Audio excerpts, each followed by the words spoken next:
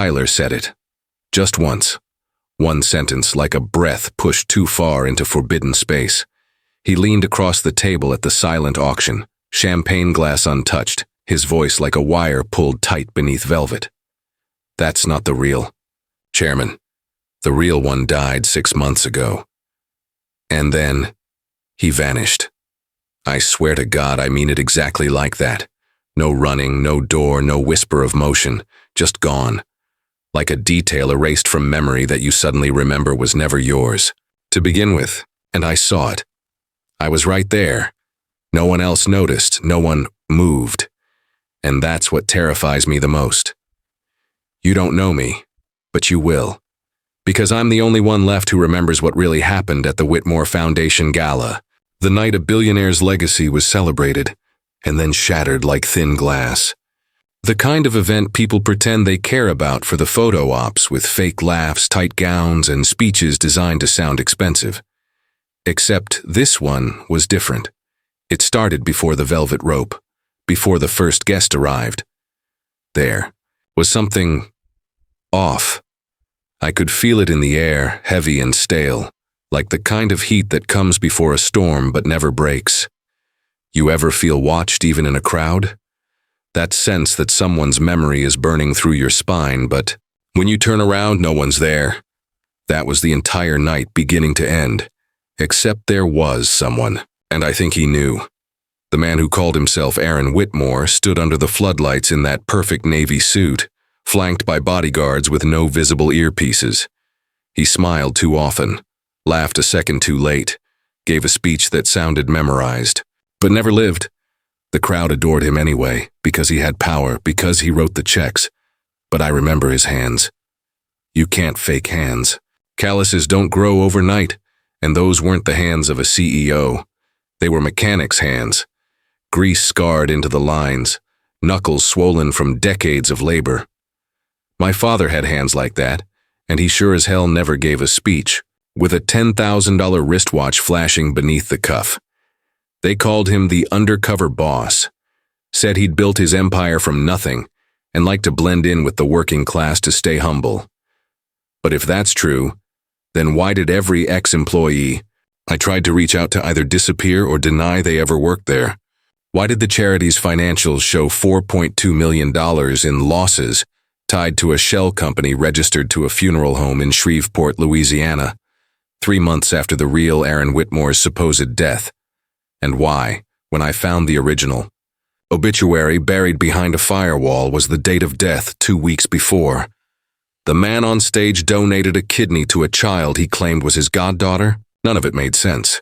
And then Tyler whispered what no one else had the courage to say. And now he's gone. I mean that in every sense. His apartment's cleaned out, phone number wiped, social media erased like he never existed. Even his mother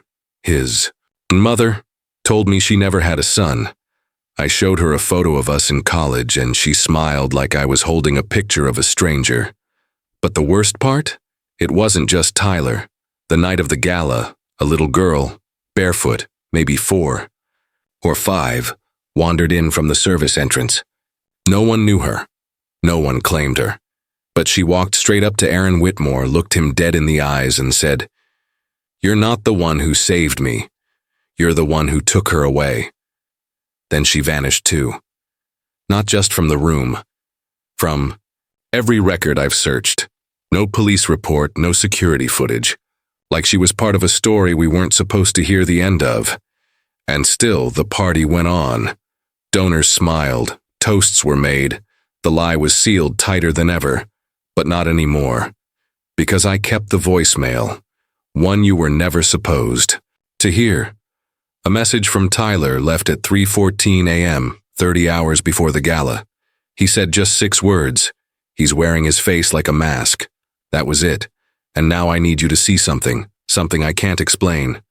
Something I haven't even told the press because the last reporter I trusted with it sent me a text an hour later that simply read, "Don't trust mirrors. They show what he wants you to see." And then her phone went dark.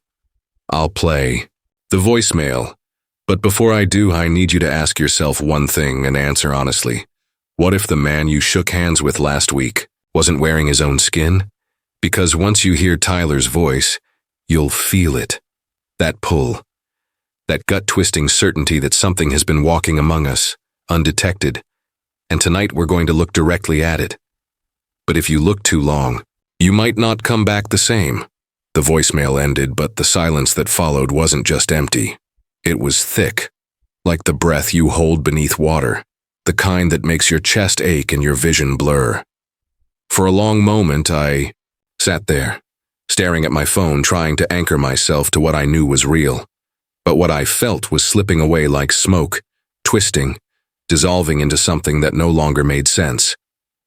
The voice I heard, it was Tyler's, yet somehow every time I replayed it, his words warped, flickering like a cracked screen, each phrase changing subtly, as if the message was alive and trying to hide.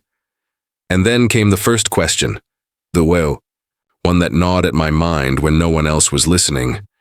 Did I even hear what I thought I heard? It wasn't just the voicemail.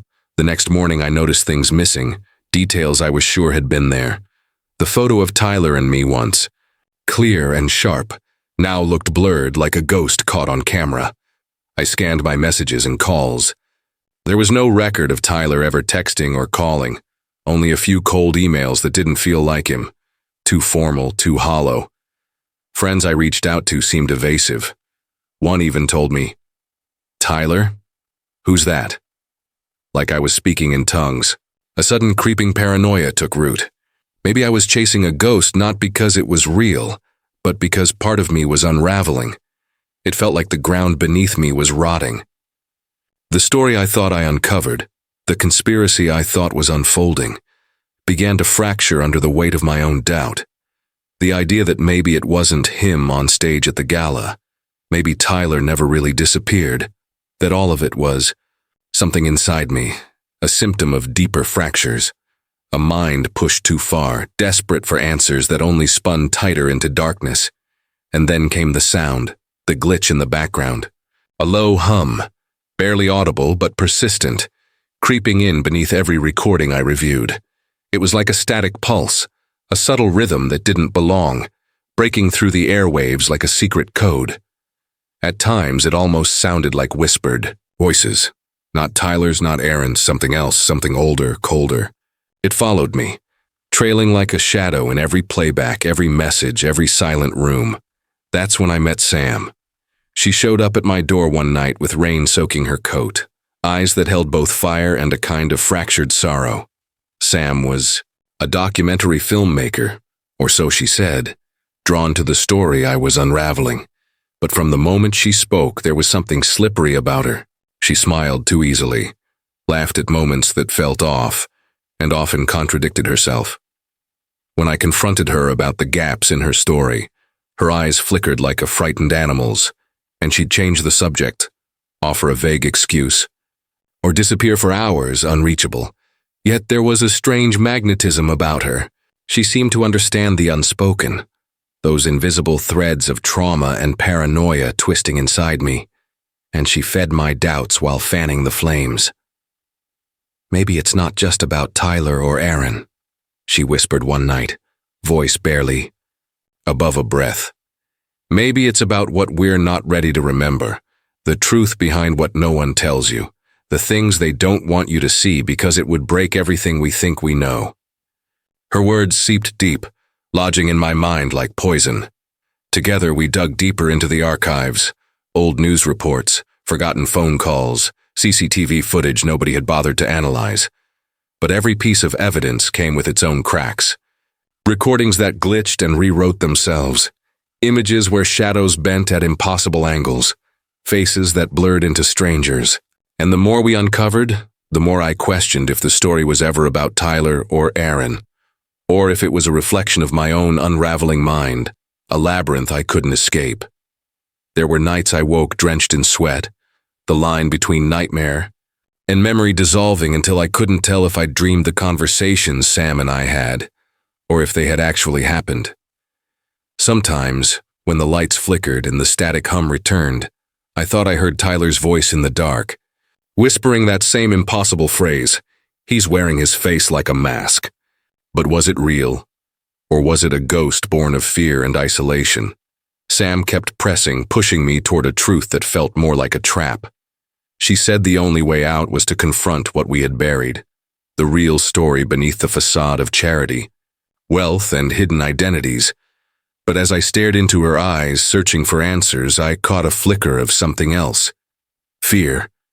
Not of the story, but of me, of what I might find if I crossed the final line. And then, just as I was about to ask her what she was hiding, the power cut out, plunging the room into darkness. The hum stopped. The silence was absolute, thick and suffocating.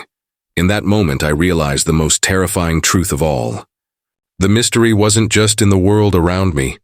It was inside me, gnawing at my sanity, blurring the lines between what was real and what was the unraveling of a fractured mind. The question was no longer who was wearing whose face, but whether any of this was real at all, or just the echo of a secret too dangerous to remember. I thought I had it figured out. The pieces, jagged and scattered, suddenly clicking into place like the final turn of a key in a lock long rusted shut. After weeks of chasing shadows, questioning my own grip on reality, I sat in the dim light of my apartment holding the last fragment, the one document nobody ever wanted me to see. It was an internal memo, an overlooked slip buried deep in the Whitmore Foundation's archived emails, encrypted beneath layers of firewalls and silence.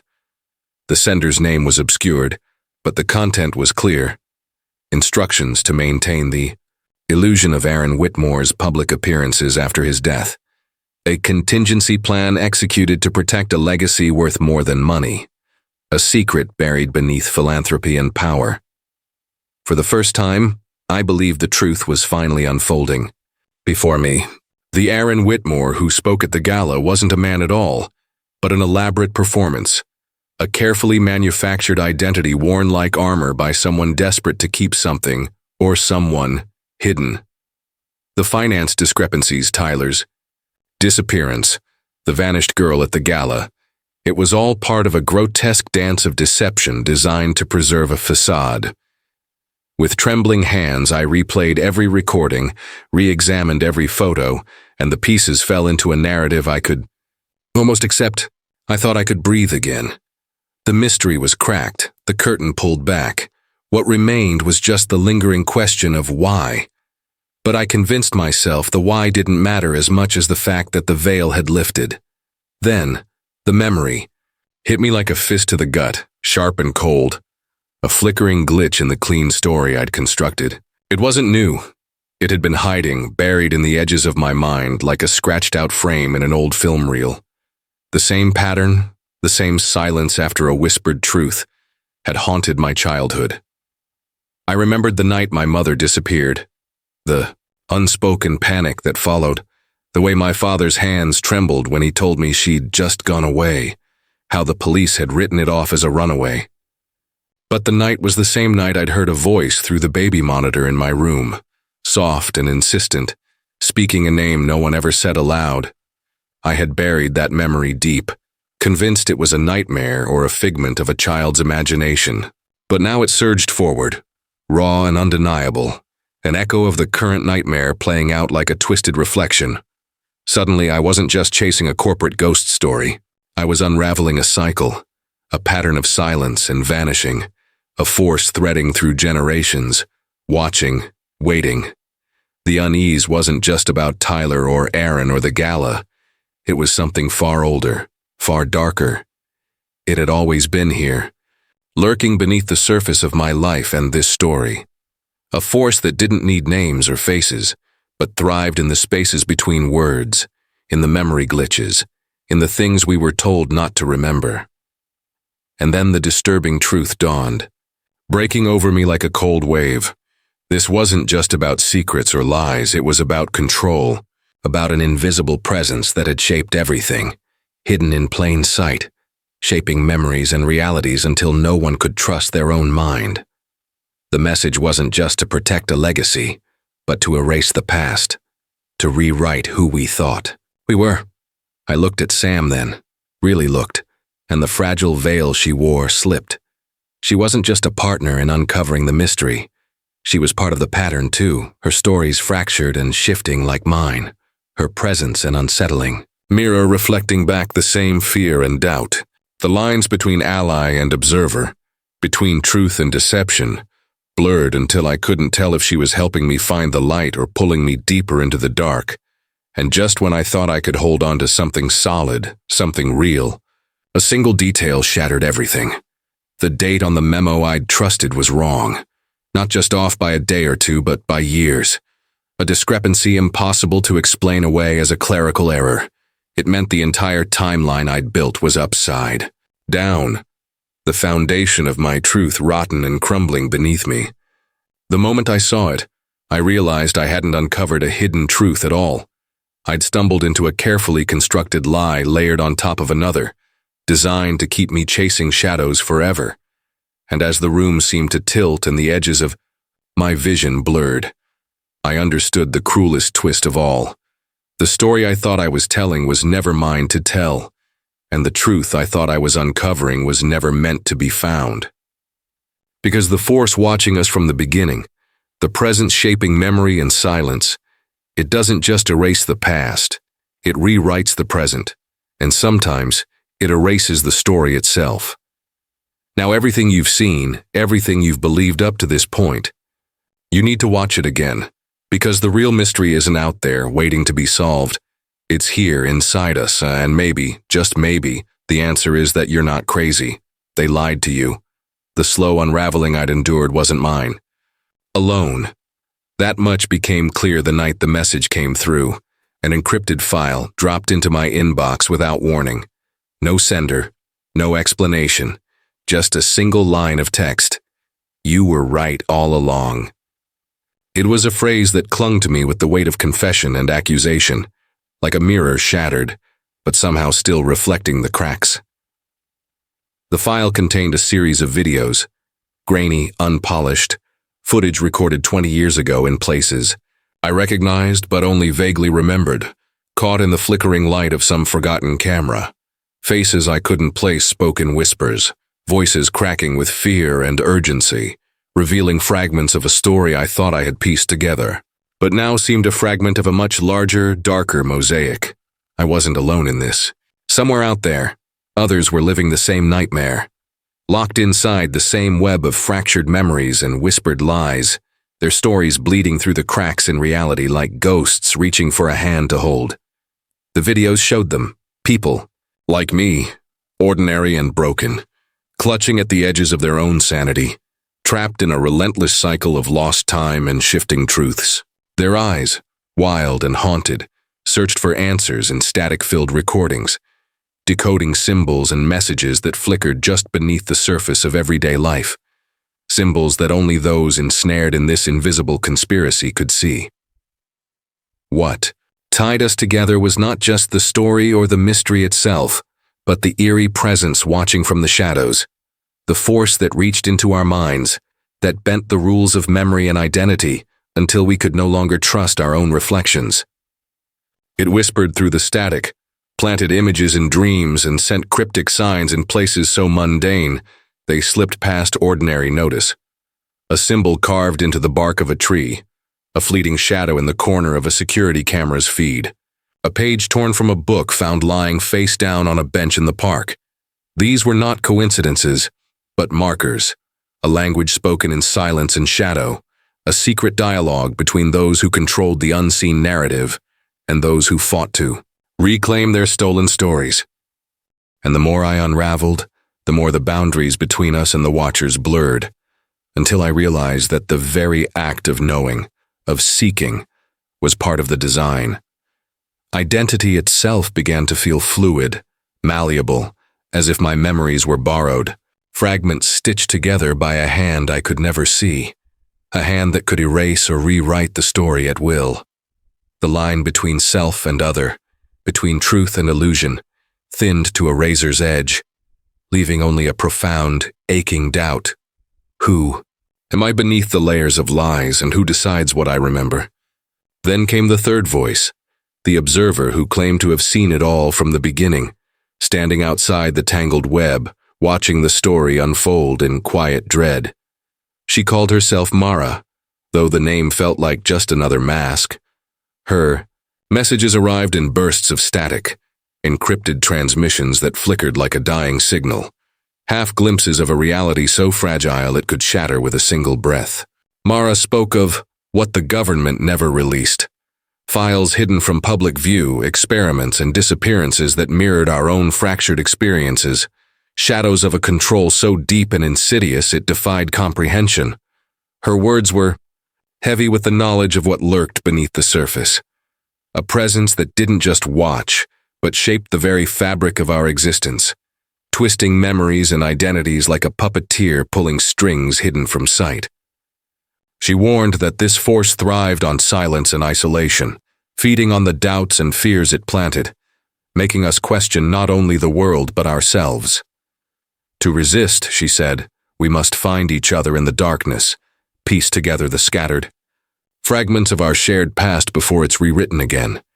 And here, in the silence between her messages, I feel it, the electric charge of something waiting to break through. A force both ancient and terrifyingly close, pressing against the fragile walls of my mind. The story isn't finished. It's only just beginning, and the question is no longer whether the truth can be found, but whether it can survive the telling. So watch closely. Decode the signs, listen for the whispers beneath the static, because you're part of this now. The watchers know you're paying attention. They're already inside your mind, waiting, watching. And the deeper you look, the more you realize nothing here is what it seems. The night I finally stood face to face with the truth, I realized it wasn't just a question of what had happened to me, to Tyler, to all the others caught in this web, but why? The why, the question so heavy and unwelcome, seemed to pulse in the air like a breath held too long, like the silence that falls just before a storm breaks loose inside your soul. It was no longer about the vanished voices or the shattered memories, but about the raw, aching humanity beneath it all, the fragile, terrifying core of what it means to be alive in a world designed to rewrite your story without your consent. Sat alone in the flickering light of my apartment, the encrypted files open on my screen, Mara's cryptic messages scrolling beneath the static. The weight of everything pressed down, and for a moment I felt utterly exposed, as if the fragile armor I'd built to survive was dissolving, leaving me naked in the dark. I knew that knowing the truth could destroy me, tear apart everything I thought I was, or maybe, just maybe, save me. But salvation and destruction felt like two sides of the same coin, spinning endlessly in a game I had no choice but to play. It was then the confession came, raw and trembling, from a voice I had once trusted, the voice of Sam. Her words were a jagged shard of broken honesty. I wasn't just watching this story unfold. I was part of what they wanted you to forget. I thought hiding the truth was protecting you, but all I did was bury us deeper. I'm sorry. The apology was both balm and poison, a fragile thread woven through years of silence and fear. In that moment, the divide between ally and enemy vanished, leaving only two souls grasping for meaning in the wreckage of their shared past. The choice was unbearable. Keep chasing a truth that might unravel my mind, or surrender to the comforting lies that promised safety, but guaranteed oblivion. It was a crossroads not just of fact, but of faith. Faith in memory, in identity, in the raw and unpredictable humanity that defies every attempt to be controlled or erased. The Watchers, the hidden force that bent time and reality, thrived on our doubt, our isolation. But what if the true power was in embracing our fragility, our imperfect selves? As I stared into the abyss, I realized this story wasn't just about conspiracies or forgotten files. It was a mirror held up to our deepest fears, fear of loss, of invisibility, of losing the very essence of who we are. The mystery was a reflection of the human condition itself, a fragile dance between light and shadow, memory and forgetfulness, truth and the stories we tell ourselves to survive. The night stretched on, heavy and silent, and somewhere deep inside, a terrifying awakening began. It was not the end, but a beginning. a moment where the line between nightmare and reality blurred until they were one. The choice I made next would not just define my story, but echo through all the fractured lives tangled in this dark web. I didn't know if I would be saved or broken, but I knew I could no longer turn away. And as the first pale light of dawn crept through the window, I whispered the truth to myself. Not a secret hidden in shadows, but a fragile hope carried in, the trembling breath between heartbeats. Some truths don't want to be found, but those who seek them are the ones who learn to live beyond the shadows. Thank you for watching. Don't forget to like, share, and subscribe for stories you were never meant to hear. Until next time, remember, some truths don't want to be found,